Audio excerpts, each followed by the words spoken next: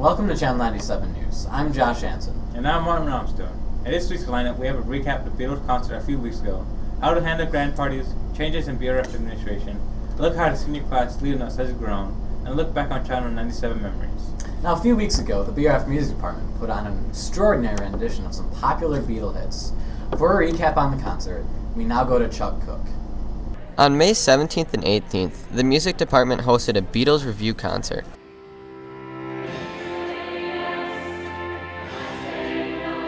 It was mainly the hard work of all of us that made this successful. I mean, I'm just really impressed that we pulled it together with how short time we did, and it was just the hard work of all us students that I got it done. With only a month to prepare, time was definitely an issue in organizing the review. With auditions starting amidst solo ensemble, large group, and the musical, the senior committee had their hands full in getting everything in place. 2 weeks ahead of time, and I don't really listen to a lot of the Beatles, so it was a very hard time crunch for me. Say when it was announced, it was maybe 3 weeks to a month before the actual thing. And with the auditions and stuff, we had probably 2.5 weeks to prepare. To plan the event, choral director Andrea Kester enlisted a group of 3 seniors, aptly named the senior committee, to oversee the review. Well, Mrs. Kester wanted kind of a board of senior directors to kind of help plan it a little bit. And so me, Brianna, and Savannah volunteered to do it. And so we were in the music department for first block, so pretty much during first block we just kind of planned different things. Being on the senior committee, senior Tyler Bew was the genius behind the lighting and technical work. Tyler was amazing. He made this huge chart diagram thing of where all these lights are going to point based on where I told him the people were going to be on stage.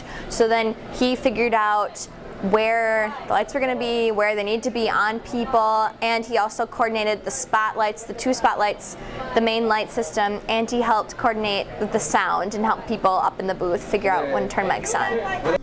With all the issues the committee encountered, they had no idea how the show would turn out. Yeah, some of the rehearsals were a little shaky. Some people didn't know what they were doing. Some of the lyrics weren't all there. We didn't know if some people were going to be able to pull it together, but all of us did a fantastic job of getting our butts in gear and kind of finishing it up strong. The show was filled with talented musicians that put in hours of time outside the classroom.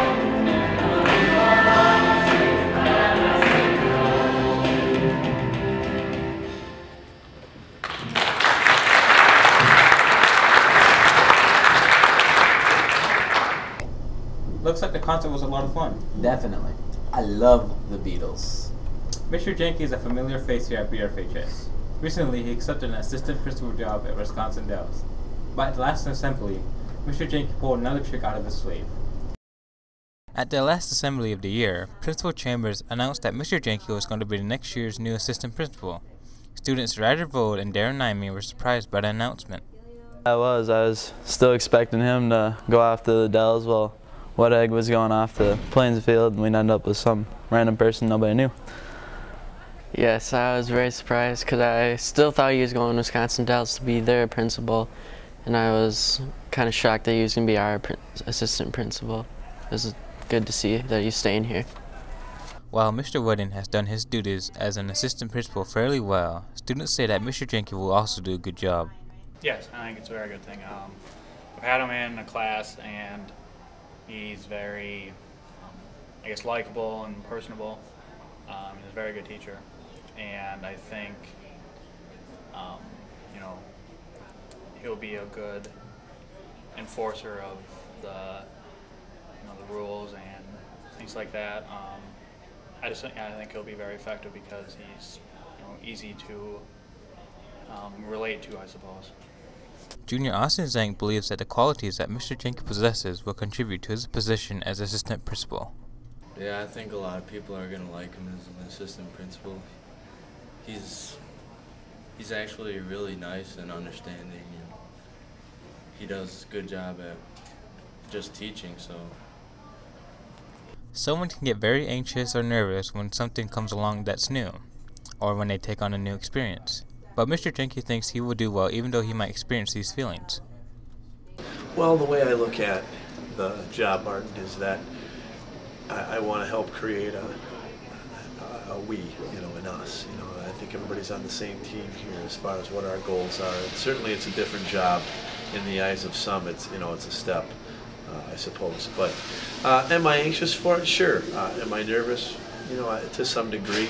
It certainly creates much less anxiety when the first year you're in a position you're going to know just about everybody very, very well in terms of students and staff members that will be working together. So, there's a certain level of comfort there, and there's a certain philosophical way that you go into it, so that you hope to, like I said, be a team member. You're just playing a different role, and that's how I look at it. Is you go from one role to a different role, and in the big scheme of things, it's a change, but hopefully it'll be a good thing in the end.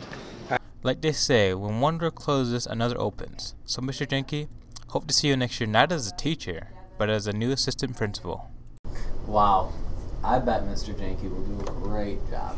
Yeah, I think next year will be a good year. Definitely. Now we go over to Sam Ritt for sports. The Tiger baseball team had 2 home games last week, taking on Holman Tuesday and falling to the Vikings 5-10. They rebounded Friday, taking on Osseo Fairchild, and beat the Thunder 2-1.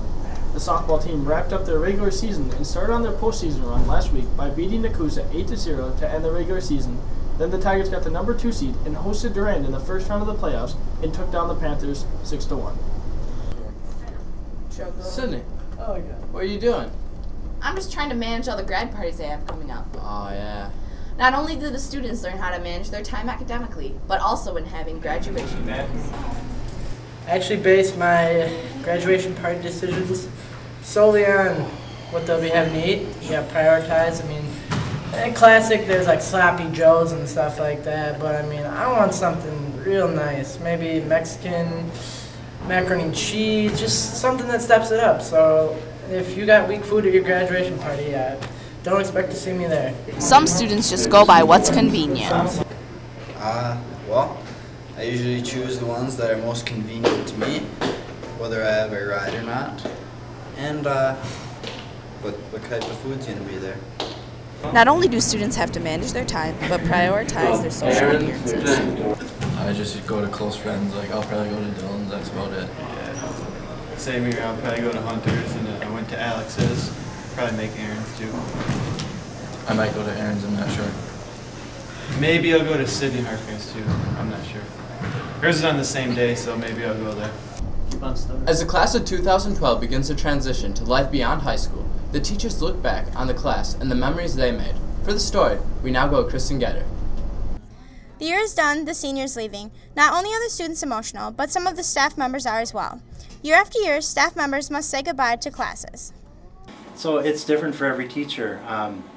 There are certain classes that come through the high school, and they're just adored.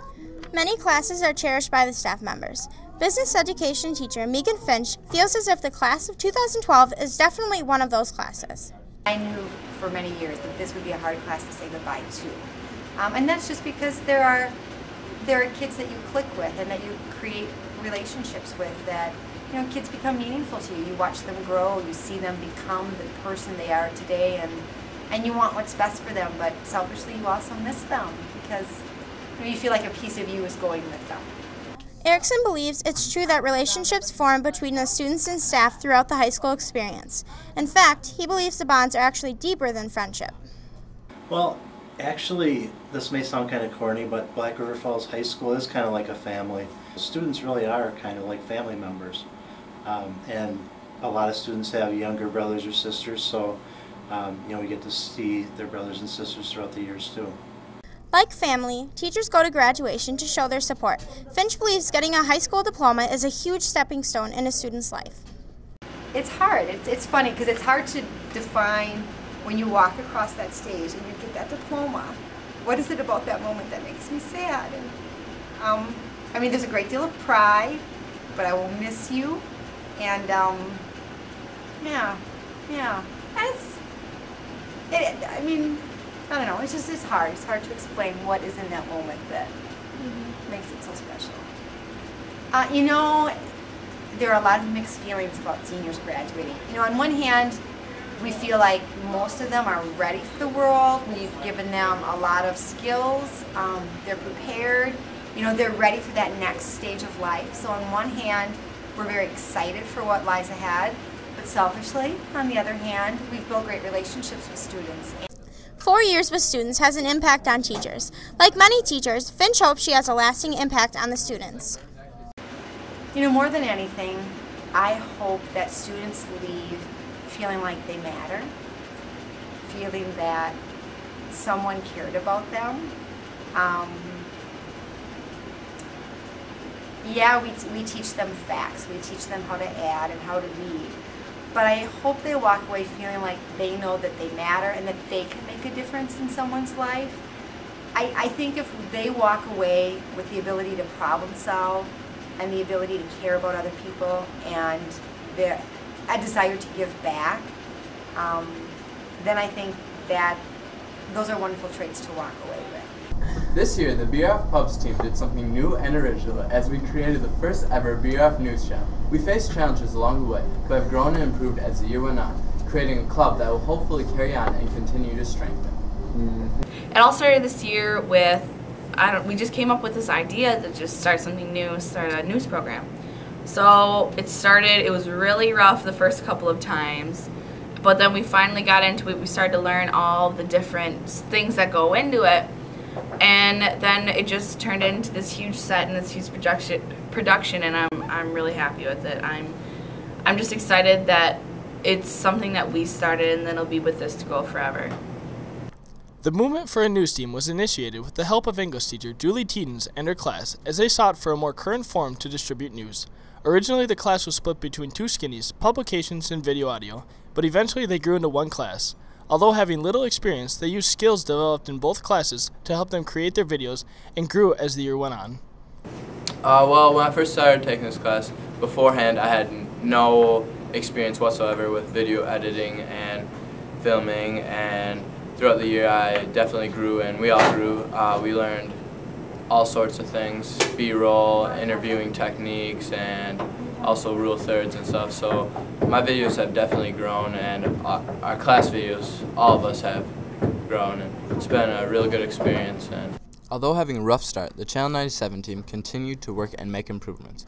Continuously, steps were taken to help make the show better, whether it was the creation of intros by senior Tim Norman, or members bringing in teleprompters made at home. Well, Channel 97 has evolved so much since we started in October. We started off with one anchor, which was Martin, and sat on the steps with janitor people standing behind him, so it was pretty bad for our first one, but then we moved into the LMC where we had a nicer background with books, and then we got a cover, and then we finally bought a set with a blue screen and made it look like a legit set, and it just grew very much, and our videos have become 10 times better from the beginning of the start of it, and it's been a great change. The Channel 97 news crew throughout the year has put time in and out of school, but the time spent together was never dull. We've had a lot of work nights together where we get really tired and all we do is goof off, but we have done a lot, and I think we've made substantial progress. Reminiscing on the year, senior anchor Josh Hansen can't pinpoint a favorite memory, but instead looks at the year as a whole on the Channel 97 team as a great experience. I don't know if I can pinpoint a particular moment. I mean, there were a lot of really cool things that happened. Whether it was the time where we played Piggy in the Middle with Miss Teetens, or the time we started a whole new Channel 97 school broadcast. I mean, it was all really exciting and really good stuff. With the class being compiled of 8 seniors and 2 juniors, the class will be fairly short when it comes to experience next year. But lone junior anchor Martin Roundstone believes after the initial teaching of new members, there will be good things to follow. I expect a lot of hard work because we're going to get a lot more people than we had this year. But it's going to be hard at first because me and Rika and a few other people are going to be the only experienced people. So it's going to be a lot of hard work teaching 20 plus people how to operate a camera, but we should expect good things. So. The year has flown by, but as we look back and try to think about our favorite moments, we realize almost every day something crazy happened, and we made wonderful memories along the way. I would probably have to say greatest memory would probably be every day in here, basically. Let's be honest. Let's be honest. When isn't it fun to be in here? I'm sure going to miss this place. Me too. Now we head back to the main studio with Josh and Martin. Closing the final broadcast of the 2011-2012 school year, I'm Josh Hansen. And I'm Martin Robinson. Remember, Black River Falls, smile. I naturally smiled. Yeah, that's good.